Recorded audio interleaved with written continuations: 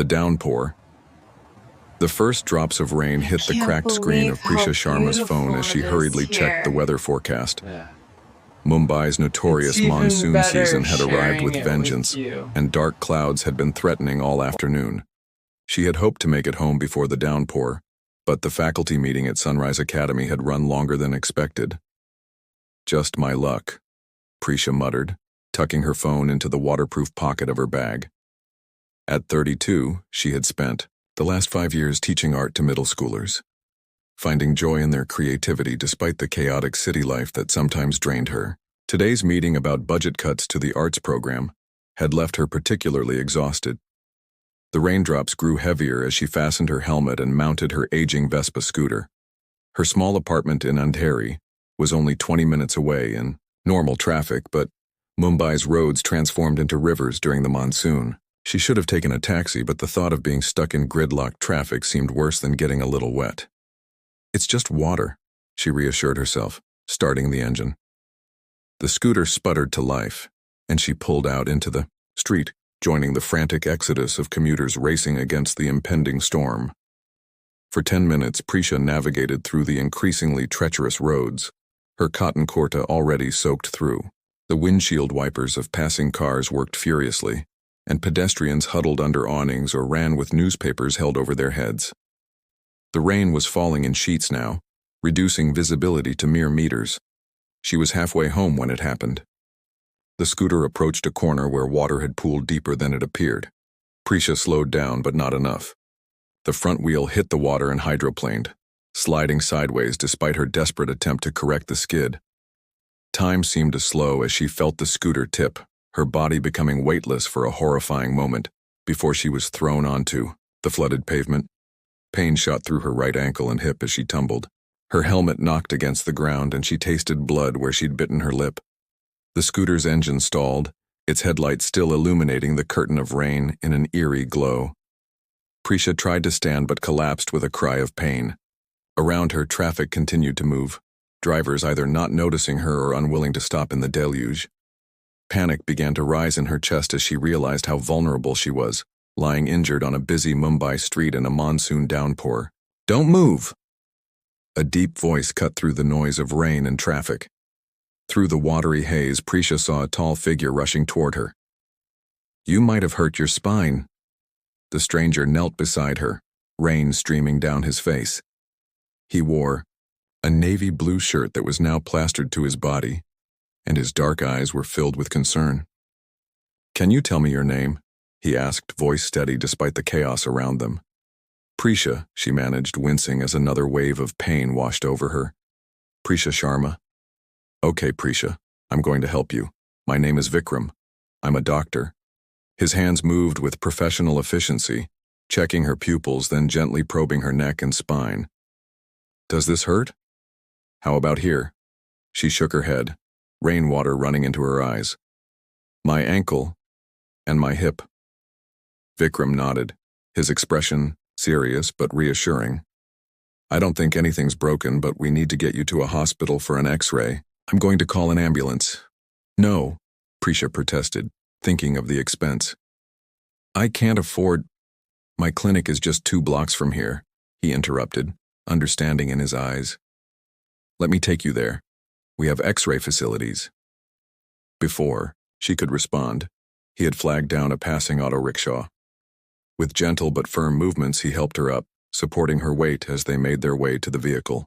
Prisha noticed he'd already moved her scooter to the side of the road, somehow managing to secure it to a lamppost with her helmet strap. As the auto rickshaw navigated through the flooded streets, Prisha found herself studying her rescuer's profile. There was something oddly familiar about the crease between his eyebrows, the way his mouth curved slightly downward in concentration.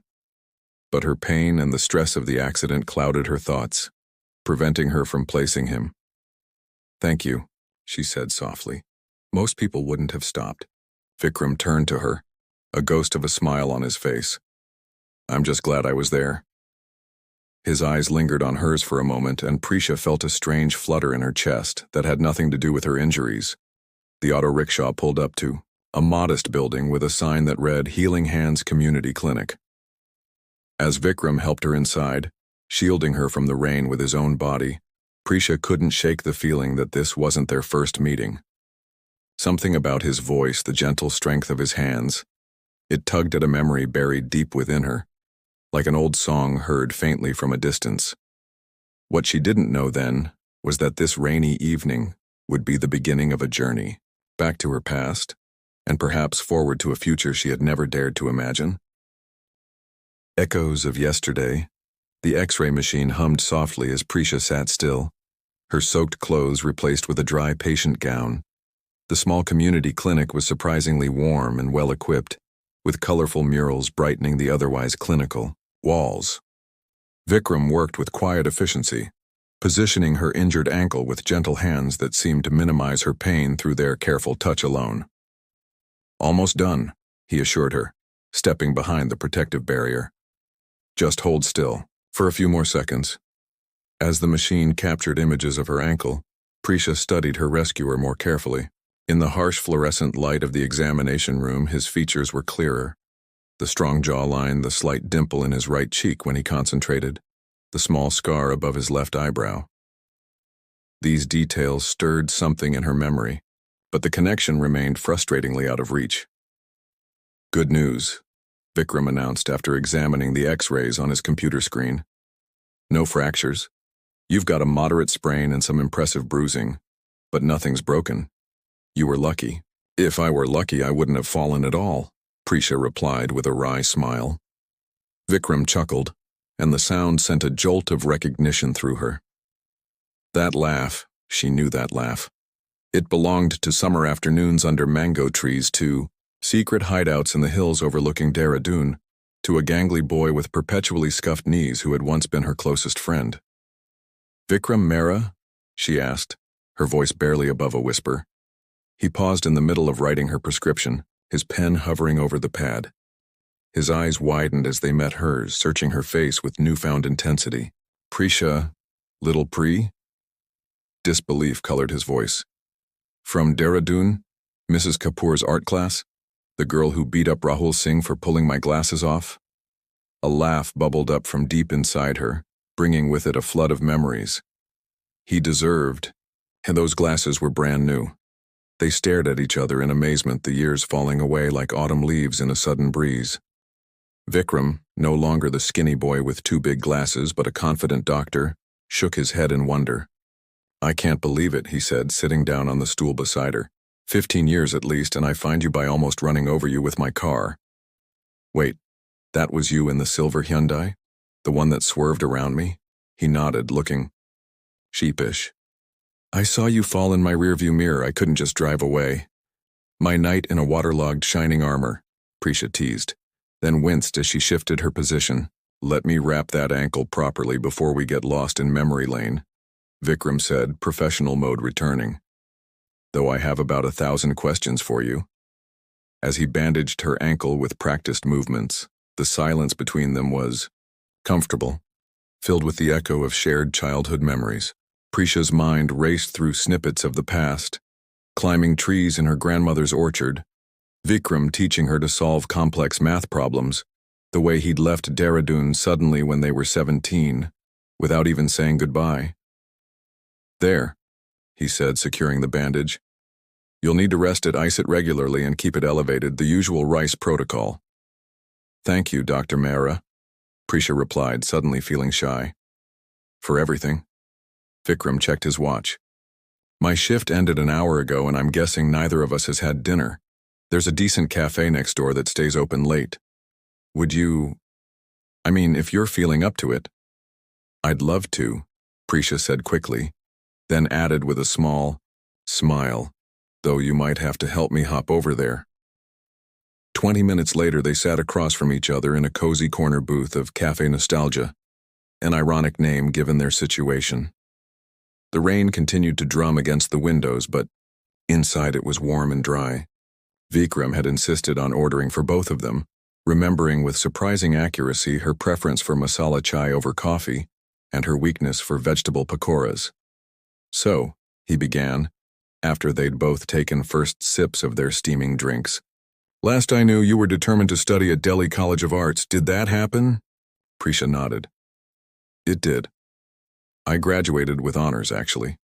Spent 3 years working in a gallery before I realized I preferred teaching art to selling it. That makes sense.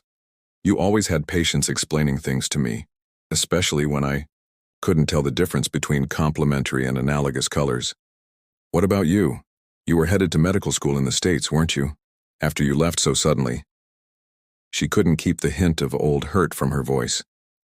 Vikram's expression sobered. I was. And I'm sorry about how I left, Pri. My father got the job offer in Boston and we had to move within 2 weeks. It was chaos. I tried calling your house, but we didn't have a phone then. Prisha finished for him. And I was away at my aunt's place in Missouri that month. By the time I got settled in Boston and wrote you a letter, it came back undelivered. Your family had moved too. Prisha nodded, memories washing over her. My father was transferred to Kolkata 3 months after you left. Life just went on. Their food arrived, steaming plates of paneer tikka and dal with freshly baked naan. They fell into a rhythm of conversation that belied their years apart, sharing condensed versions of their lives like trading precious stones. Vikram had indeed gone to medical school, but returned to India after his residency to start a community clinic in Mumbai. The healthcare system in the States is impressive, but I missed home. And I wanted to do something for communities that don't have easy access to quality care. That sounds exactly like the Vikram I knew, Prisha said softly. Always trying to fix the world's problems. Not always successfully, he admitted with a self-deprecating smile. What brought you to Mumbai? I thought you loved Delhi. I did. But 4 years ago, my mother was diagnosed with early-onset Parkinson's. She and my father moved here for better treatment options, and I followed to help care for her. Prisha twirled her spoon in her empty teacup. She's stable now, living in an assisted facility in Powai. Dad's still working, but I try to take some of the burden off him. I'm sorry about your mother, Vikram said, genuine concern in his eyes. If there's anything I can do, you're already doing it, Prisha interrupted, with a smile. This, reconnecting, remembering who we were, it's like finding a piece of myself I'd forgotten was missing. The cafe was emptying around them, staff beginning to clean nearby tables. Neither seemed ready to end the evening, despite the late tea hour and Prisha's obvious fatigue. I should get you home, Vikram said reluctantly. You need rest, and I have early rounds tomorrow. What about my scooter? Prisha suddenly remembered. I'll have someone from the clinic pick it up tomorrow and drop it at your place. It needs a check before you ride it again anyway. As they waited for the taxi Vikram had called, standing under the cafe's awning while rain continued to fall in a gentle curtain, Prisha felt a strange mixture of contentment and anticipation. It was as if a door she'd thought permanently closed had suddenly swung open, revealing a path she'd once known by heart. I still can't believe it's you, she said, looking up at him. Of all the flooded streets in all of Mumbai, you had to drive down mine. Vikram smiled, the familiar dimple appearing in his cheek. Maybe it wasn't coincidence. Maybe it was the universe fixing its own mistake. When the taxi arrived, he helped her inside, then hesitated before closing the door. I'd like to check on your ankle in a few days, he said. Professionally speaking, of course. Of course, Prisha agreed, unable to suppress her smile. Strictly medical. Though perhaps we could make it dinner instead of the clinic, he added, a hint of the old shyness she remembered flickering across his face. I'd like that, she said, feeling a warmth that had nothing to do with the taxi's stuffy interior. As the vehicle pulled away, Prisha watched Vikram's figure recede in the rain-blurred window. For the first time in years, the persistent feeling of something important missing from her life had quieted. In its place was a sense of possibility, as fresh and cleansing as the monsoon rain itself. New beginnings. 3 weeks after the accident, Prisha stood before her classroom of middle schoolers, demonstrating brush techniques on a large canvas. Her ankle, though still occasionally tender, had healed well enough that she barely limped anymore. The physical recovery, however, was only one aspect of her transformation since that rainy evening. Remember, she told her students, watercolors have a mind of their own. Sometimes the most beautiful effects happen when you surrender some control. A girl in the front row, Tanvi, raised her hand. Miss Sharma, you're different now. Prisha paused mid-stroke. Different how, Tanvi? You smile more, the girl said simply. And you hum when you paint. The observation brought a flush to Prisha's cheeks. She hadn't realized her internal changes were so visible, but children had a way of noticing what adults often missed. She had indeed been humming, an old Hindi song that Vikram had played during their dinner 3 nights ago. Well, she replied with a gentle smile. Sometimes life surprises you in good ways. The classroom clock chimed, signaling the end of the period. As students cleaned brushes and gathered belongings, Prisha checked her phone. A message from Vikram waited. Still on for the gallery opening tonight? I promise not to embarrass you with my limited art knowledge. She typed back. Only if you promise to embarrass yourself at least once. Makes me feel superior. Their reconnection had blossomed with remarkable ease over the past weeks. What began as coffee to catch up had evolved into regular dinners, long walks along Marine Drive and conversations that often stretched until midnight. There was comfort in being with someone who knew her history, who remembered her family's old house in Dehradun and her childhood dreams, yet was equally interested in who she had become. After school, Prisha hurried home to change for the gallery opening. Her small apartment, decorated with her own paintings and treasured finds from Mumbai's markets, felt different lately. Less like a temporary space and more like a home. She selected a teal silk sari with a subtle gold border, one she'd been saving for a special occasion. As she wrapped the fabric around herself with practiced movements, Prisha's thoughts drifted to the previous evening, when Vikram had finally explained his abrupt disappearance all those years ago. They had been walking along Juhu Beach, the sunset painting the sky in dramatic oranges and purples. Vikram had grown quiet, his usual animated expression subdued. There's something I need to tell you, he had said, stopping to face the Arabian Sea. About why I left Dehradun the way I did. Prisha had waited, sensing his struggle. My father didn't just get a job offer, Vikram continued. He was running away. He'd made some bad investments, borrowed money from the wrong people. There were threats. His voice had tightened. We left in the middle of the night, told no one where we were going. I wasn't allowed to contact anyone from home, not even you, especially not you. Why especially not me? Prisha had asked, confused. Because your uncle worked at the bank my father had dealings with. My father was convinced your family might inadvertently reveal our location. He'd looked at her then, regret etched in his features. I know now it was paranoia talking, but at 17 I didn't question him. By the time I understood how wrong he was, years had passed and I figured you'd moved on. The revelation had lifted a weight Prisha hadn't realized she'd been carrying. The abrupt severance of their friendship had left her with questions that lingered long after she'd stopped actively thinking about them. A knock at her door jolted Prisha back to the present. Vikram was early. She quickly pinned the last pleat of her sari and answered the door. Vikram stood in the hallway looking unexpectedly nervous in a charcoal gray suit. His eyes widened at the sight of her. You look incredible, he said, his voice soft with admiration. You clean up pretty well yourself, Dr. Mehra, she replied, trying to ignore the flutter in her stomach. Come in for a minute while I find my clutch. As Vikram waited in her small living room, Prisha noticed him studying her paintings with genuine interest.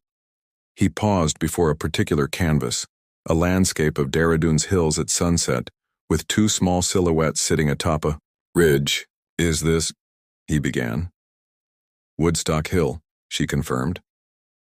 Where we used to watch the sunset during summer breaks. Vikram turned to her, something unreadable in his expression. You remembered. Some memories stay with you, she said simply. The gallery was crowded when they arrived.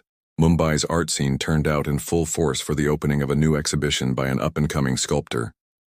Prisha knew many of the attendees from her years working in galleries, and she introduced Vikram with a strange mix of pride and shyness. "So you're the mysterious doctor who's been monopolizing our Prisha's time," said Javed, one of her former colleagues. "We were beginning to think she'd invented you." "I'm very real," Vikram replied with a laugh, "though I'm still convinced meeting Prisha again was a bit of magic." As they moved through the exhibition, Prisha was struck by how naturally Vikram fit into this part of her world. Despite his claimed ignorance about art, he asked thoughtful questions and offered observations that sometimes surprised her with their insight. "You know," she said as they paused before a particularly complex installation, "for someone who claims to know nothing about art, you have good instincts." "I had an excellent teacher once," he replied, his hand finding hers in the crowded room. "A girl who made me see colors differently." The casual touch of his fingers against hers sent a current of awareness through Prisha. They had been careful, with physical contact during their reconnection, as if both were wary of rushing what was rebuilding between them. This deliberate reaching for her hand felt significant. Later, they ended up at a small rooftop restaurant overlooking the illuminated cityscape. Mumbai spread before them like a tapestry of lights, the air warm and heavy with the promise of another monsoon shower. "I have news," Vikram said after they had ordered. "The clinic is expanding. We received a grant to open a second location in Dharavi." "Vikram, that's wonderful," Prisha exclaimed. "You've been talking about reaching more underserved communities." "It is wonderful," he agreed, though something in his tone gave her pause. "But it means my schedule will be chaotic for the next few months.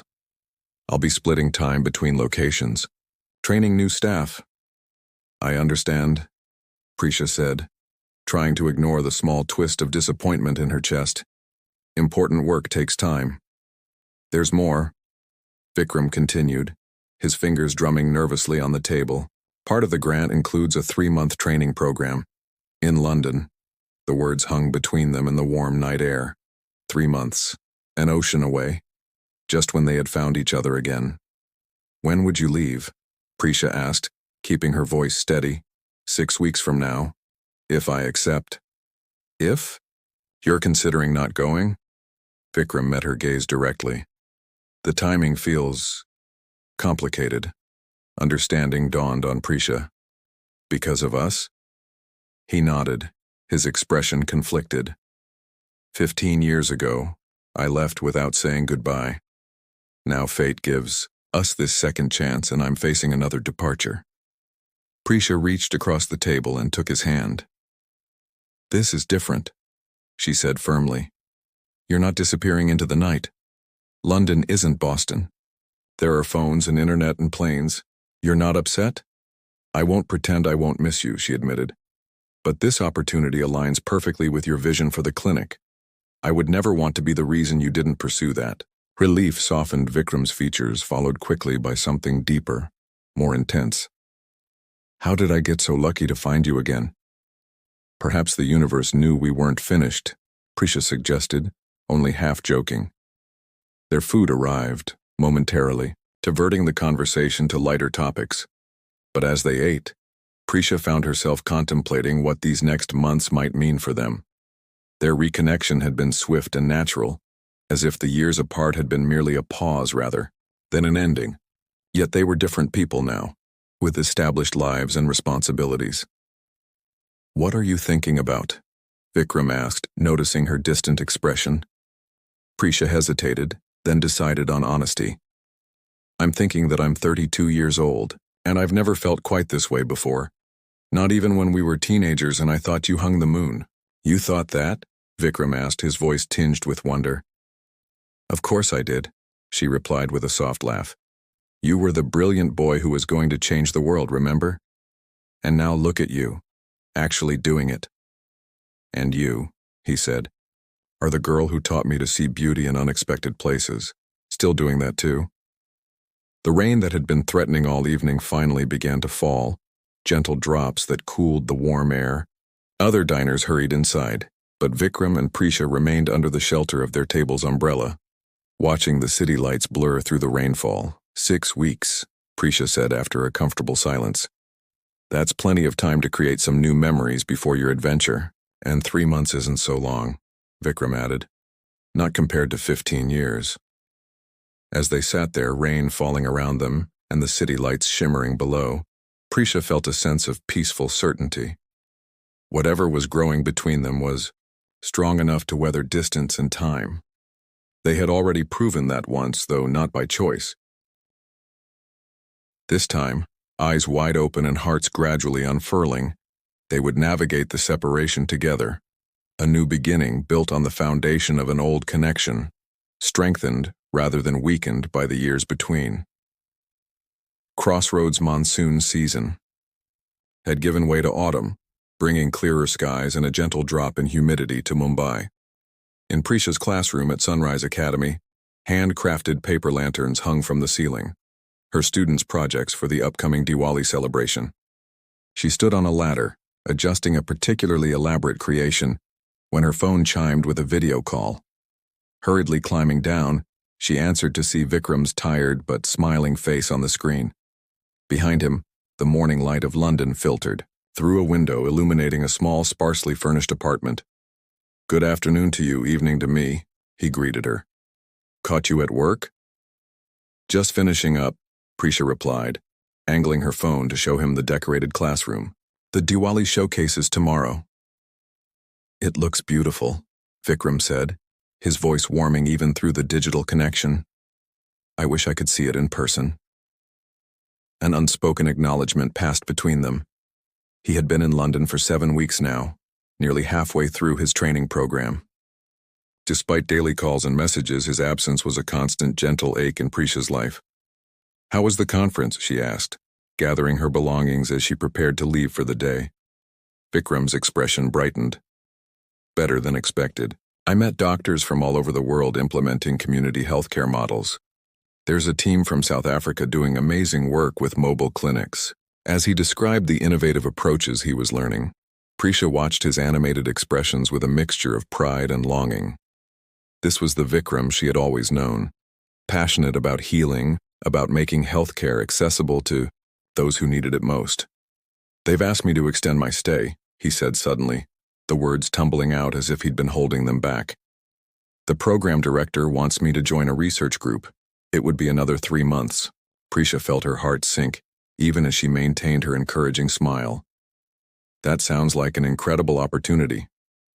"It is," Vikram agreed, running a hand through his hair, a gesture she knew meant he was conflicted. "But I'd be gone for Diwali, for New Year's, for your birthday." "We always knew this might happen," Prisha said, exiting the school building and walking toward the auto rickshaw stand. "Your work is important." "You're important too," he countered. "These past few months, even with the distance, and you've become essential to me again." The simple honesty of his words made her throat tighten. "I feel the same way." "There's something else," Vikram continued, his expression growing more serious. "Dr. Harrison, the program director, he's not just offering the research position. He wants me to consider joining their permanent team. They're establishing a global health initiative, partnering with clinics in developing countries. The implications hung in the digital space between them. This wasn't just about 3 more months. It could mean years, a different life entirely from the one they had begun to imagine together. "When do you need to decide?" Prisha asked, her voice steady despite the turmoil inside her. "Soon, within the week." He hesitated. "I want to talk it through with you first. Really talk, not like this, with you rushing between places." "I have time now," she insisted, directing the auto rickshaw driver to take her home. "Not like this," Vikram repeated gently, face to face. "You're coming back?" Hope flickered within her. "For the weekend. I've already booked the flight. I arrive Friday morning." The knowledge that she would see him in just 2 days lifted Prisha's spirits considerably. "I'll request tomorrow and Friday off. We'll have 3 whole days." 3 days to decide our futures," Vikram said, his expression both tender and troubled. "No pressure." They both laughed, though the humor was tinged with nervousness. After saying goodbye, Prisha leaned back in the auto rickshaw seat, watching Mumbai's familiar chaos stream by outside the window. 3 months had stretched to 6. Now it might become years. She tried to imagine her life if Vikram chose London. More, video calls, occasional visits, their relationship suspended in the limbo of different time zones and separate lives. The thought left her cold, despite the warm afternoon. Yet how could she ask him to decline such an opportunity? It aligned perfectly with everything he had worked toward, with the boy who had once told her he wanted to heal the world's hurts. Friday morning, Prisha had cleaned her apartment thoroughly, prepared Vikram's favorite dishes, and changed her outfit 3 times before settling on a simple salwar kameez in a deep purple he had once complimented. When the doorbell rang, her heart leapt like a schoolgirl's. Opening the door revealed Vikram, looking both familiar and somehow changed. There was a new confidence in his bearing, a subtle shift that spoke of expanded horizons. Yet when he smiled at her, he was entirely the same. "You're really here," she said, the simplicity of the statement belying its emotional weight. Instead of answering, Vikram stepped forward and wrapped his arms around her. They stood in the doorway, holding each other close, the weeks of separation dissolving in the warmth of their embrace. "I missed you," he murmured against her hair. "Video calls don't do you justice." The day passed in a bubble of reconnection. They walked through Prisha's neighborhood, his hand rarely leaving hers as she showed him the changes that had occurred during his absence.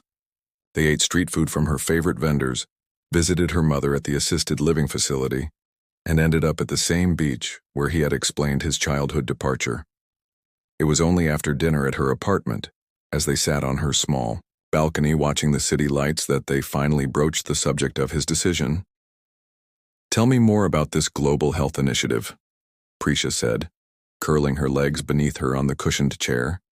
Vikram's eyes lit up as he described the program, a network of clinics sharing resources and expertise, using technology to bridge gaps in healthcare delivery. "They're doing revolutionary work, Pri, the kind of impact I've always dreamed of being part of." "It sounds perfect for you," she said sincerely. "On a professional level, yes." He turned to face her fully. "But personally, I'd be building a life in London while you're here with your students, your mother, everything you've established." The unasked question hung between them. Would she consider joining him?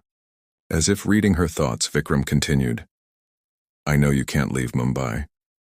Your mother needs you and your work at the school is meaningful. I wouldn't ask you to uproot your life." "Then what are we discussing?" Prisha asked quietly. "If my staying and your going are foregone conclusions." "I'm not sure they are," Vikram replied, reaching for her hand. "I could decline the permanent position, complete the extended training, and bring the knowledge back to our clinics here." Prisha felt a surge of conflicting emotions, hope that he might stay, guilt that she might be the reason he turned down his dream opportunity. "I can't be the reason you don't pursue this," she said, echoing her words from months ago. "I won't be." "You're not just a factor in the equation, Prisha," Vikram said, his voice intense. "You're central to it. These past months have made one thing abundantly clear to me. I don't want another 15-year separation. I don't want to build a life that doesn't include you." His words sent a wave of warmth through her, even as anxiety knotted in her stomach. "What are you saying exactly?" Vikram took a deep breath. "I'm saying I love you. I think part of me has loved you since we were kids, and finding you again feels like the universe giving us another chance to get it right." Tears pricked at Prisha's eyes. "I love you too," she whispered. "But love doesn't magically solve practical problems." "No, it doesn't," he agreed. "But it gives us a reason to find solutions." They talked long into the night, exploring possibilities neither had previously considered. Could Prisha find work in London? Could Vikram negotiate a position that allowed him to split his time between countries? What would it mean for her mother's care? By morning, they had no definitive answers, only more questions and a shared determination to find a path forward together. Saturday brought a surprise, an invitation from the school principal to attend the Diwali showcase that evening. "She specifically asked for you to come," Prisha told Vikram over breakfast. "Apparently the students have been curious about my doctor friend, ever since I mentioned you helped with their anatomy drawings. The showcase transformed the school into a wonderland of lights and colors. Students proudly displayed artwork, performed traditional dances, and guided parents through exhibitions. Prisha introduced Vikram to colleagues and students, watching with quiet joy as he engaged enthusiastically with each person. During a lull in the festivities, Principal Desai pulled them both aside. "Dr. Mehra, Prisha tells me you're doing remarkable work with community healthcare." "I'm trying to," Vikram replied modestly. "We've received a grant," she continued, "to develop a comprehensive health education program for our students and their families. Many come from underserved communities with limited access to preventive care information." Prisha looked at her boss in surprise. This was the first she'd heard of such a grant. "We need someone with both medical expertise and a passion for education to head the initiative," Principal Desai continued. "Someone who understands community healthcare models. When Prisha mentioned your work, I wondered if you might be interested, or at least might recommend someone suitable." Vikram's expression shifted from polite interest to genuine excitement.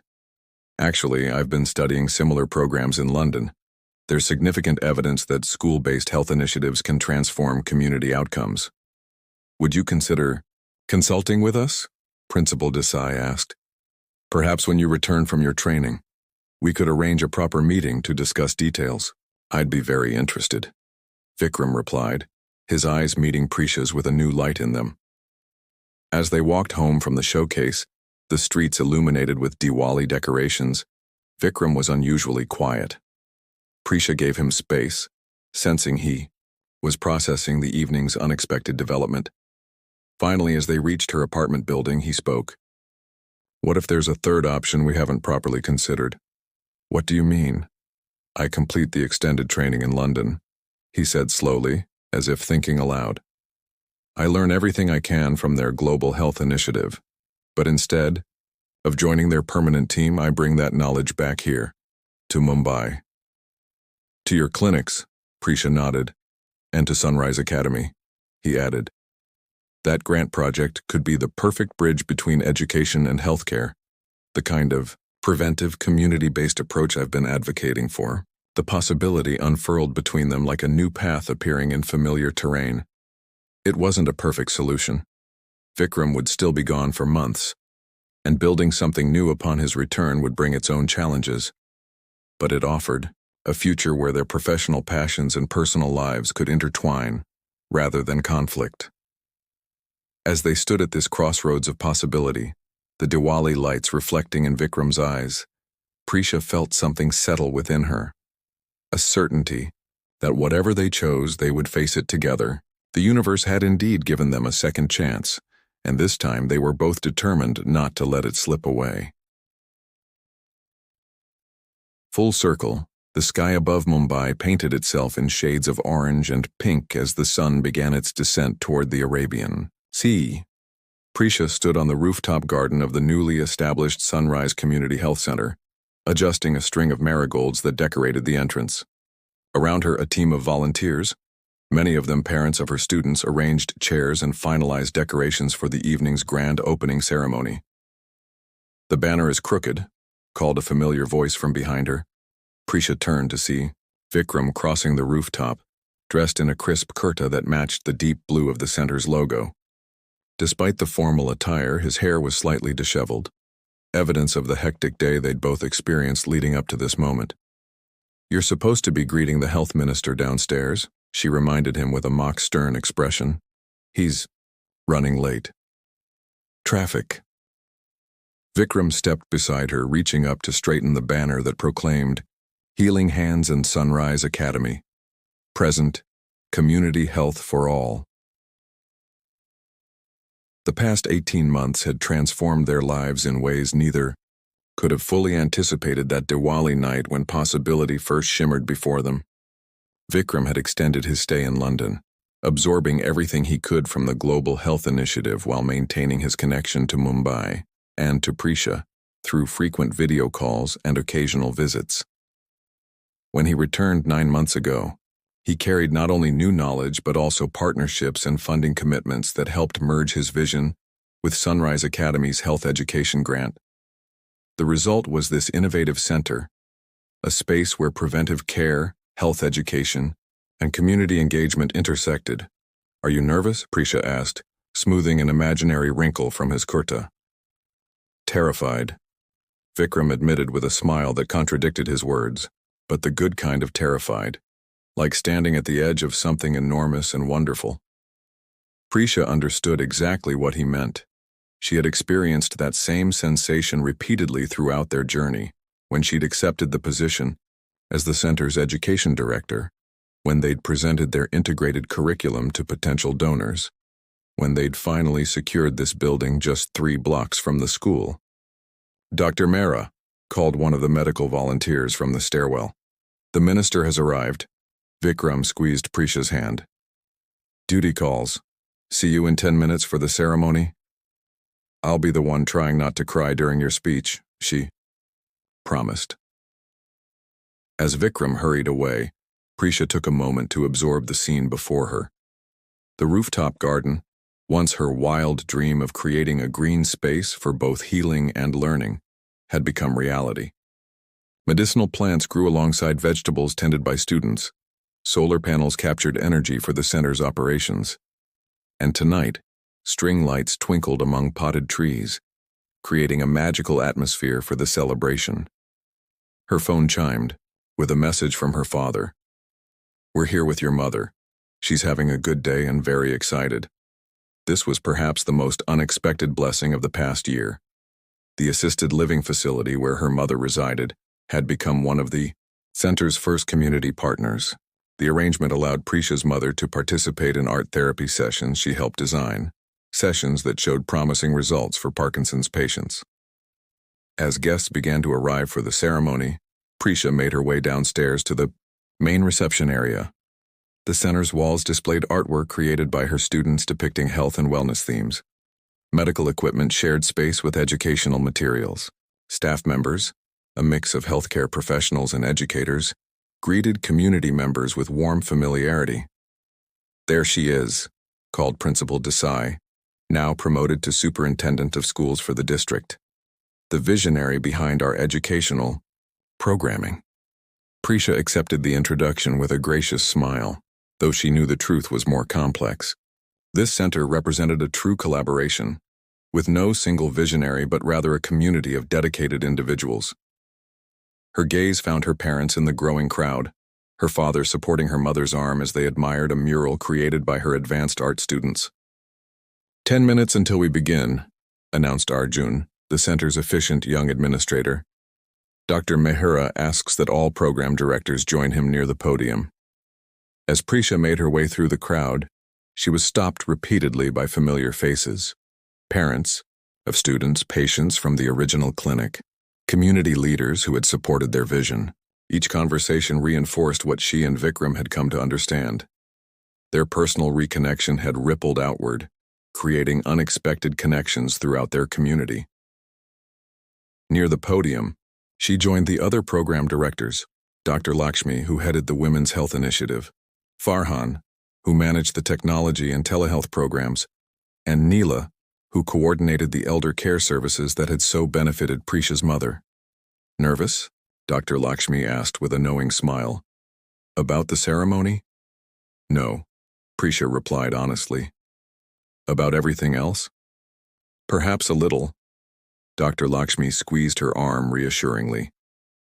"Everything will be perfect." The formal proceedings began with traditional lamplighting and acknowledgments of the many contributors who had made the center possible. When Vikram stepped to the podium to deliver the keynote address, Prisha felt a swell of pride that nearly overwhelmed her. 6 years ago, Vikram began, his voice steady and clear, "I returned to India with a dream of creating accessible healthcare for underserved communities. We started with a small clinic, treating immediate needs but always aware that true health requires more than medicine. It requires education, prevention, and community." As he spoke about the journey that had led to this moment, Prisha reflected on their personal path that had unfolded alongside it. From that rainy evening reunion to the difficult conversations about their future, from the months of separation to the joy of building something meaningful together, each moment had led them here. But the real catalyst for what we celebrate today, Vikram continued, came from an unexpected source. A monsoon accident and a chance reunion with someone who had once taught me to see the world differently. His eyes found hers in the crowd, and the connection between them seemed to transcend the gathering. Sometimes life gives us second chances, he said, his voice softening. The wisdom lies in recognizing them and having the courage to embrace them fully. After the speeches concluded and the ceremonial ribbon was cut, the evening transformed into a celebration. Musicians performed in the corner while guests explored the facility and enjoyed refreshments. Prisha moved through the crowd, alternating between her roles as host, educator, and daughter as she introduced her parents to colleagues and supporters. It was nearly midnight when the last guests departed, leaving only the core team to begin the cleanup. Prisha found herself back on the rooftop garden collecting abandoned glasses and straightening chairs. "Leave that for tomorrow," Vikram said, appearing beside her. "We've all earned a rest." "Just a few more minutes," she insisted. "I want to enjoy the quiet up here before we go." Understanding her need for a moment of reflection, Vikram joined her effort silently. When the last of the glasses were collected, they stood together at the rooftop's edge, looking out over the city lights. "Do you remember?" Vikram asked softly, "when I pulled you out of that flooded street? You were so indignant about your scooter." Prisha laughed. "I was more concerned about my dignity than my injuries. I had no idea my life was about to change. Completely," he continued. Again. The first time was when a 7-year-old girl with pigtails defended me from a bully, and then proceeded to teach me how to mix colors properly," Vikram explained, his voice warm with memory. "We've come full circle," Prisha observed, "from that childhood connection to tonight." "Not quite full circle," Vikram corrected gently. "More like a spiral, returning to similar points but always moving forward, always climbing higher." The poetry of his words touched something deep within her. This was the boy who had once carefully labeled his science notebooks, now a man who could see the pattern of their lives with such clarity. "I have something for you," he said suddenly, reaching into the pocket of his kurta. "I've been waiting for the right moment." He withdrew a small velvet box and Prisha's breath caught in her throat. "I was going to save this for later, perhaps plan something elaborate," Vikram continued, his voice betraying a rare nervousness. "But standing here, with everything we've built together surrounding us, it feels right." He opened the box to reveal a ring, not a traditional diamond solitaire, but a unique design featuring a small emerald surrounded by tiny pearls. "It reminded me of our hill in Dehradun," he explained. "The green of the trees, the mist that would gather in the valley below." Prisha felt tears gathering in her eyes as Vikram knelt before her on the rooftop garden they had created together. "Prisha, Sharma," he said, his voice steady despite the emotion in his eyes. 18 months ago, we stood at a crossroads trying to imagine a future that would honor both our individual dreams and what we could become together. Since then, we've built more than I ever thought possible. This center, our programs, a community of healing and learning." He took a breath, his gaze never leaving hers. "But of all we've created, the most precious to me is this bond between Kay, this connection that somehow survived 15 years of separation and has only grown stronger through every challenge we've faced together." The city lights twinkled below them, mirroring the stars above and the string lights swaying gently in the breeze around them. "Will you marry me, Pri? Will you continue building this life with me? Whatever unexpected turns it might take. Whatever new crossroads we might face?" Through her tears, Prisha smiled at the symmetry of the moment. How a rainy evening rescue had led to this rooftop proposal. How the universe had indeed conspired to bring them back together at precisely the right moment. "Yes," she whispered, then stronger. "Yes, of course I will." As Vikram slipped the ring onto her finger and rose to embrace her, Prisha felt the rightness of their journey settle deep within her bones. The past and present merged in this moment of promise, while the future stretched before them. Unknown, but unquestionably shared. Later that night, as they walked hand in hand toward her apartment, a sudden shower began. Not the violent monsoon downpour of their reunion, but a gentle rain that felt like a blessing. "Should we run?" Vikram asked, already reaching to shield her with his jacket. "No," Prisha replied, turning her face upward, to feel the cool drops on her skin. "I think the rain has been good to us." Understanding, Vikram lowered his jacket and instead wrapped his arm around her shoulders. Together they walked through the gentle shower, two souls who had found each other across time and circumstance. Their path illuminated not just by the streetlights above, but by the certainty that whatever storms might come, they would weather them together. In the distance, thunder rumbled, not as a warning but as an affirmation. The same elements that had once reunited them now celebrated their commitment to a shared future. Full circle indeed, but as Vikram had said, always spiraling upward, always moving forward, always finding new ways to create beauty from the unexpected turns of life.